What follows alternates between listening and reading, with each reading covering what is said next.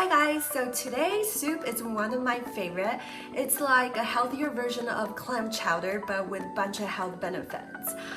The star of the recipe is this fennel bulb.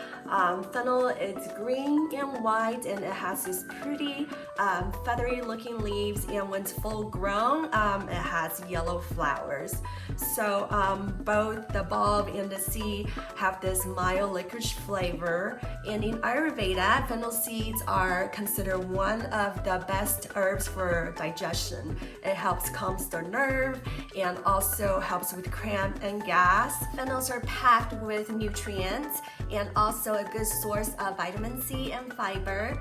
Fennel also contains anti-inflammatory agents, which can help prevent heart disease, obesity, and cancer. Fennel bulb and seeds are flavorful yet highly nutritious. So adding them into your diet can help prevent heart disease, reduce inflammation, and also suppress appetite.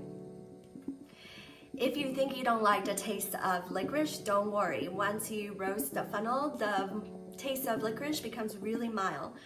So give this recipe a try, you might be surprised. I'm using king oyster in this recipe to create that clam chowder clam texture, but feel free to experiment on your own.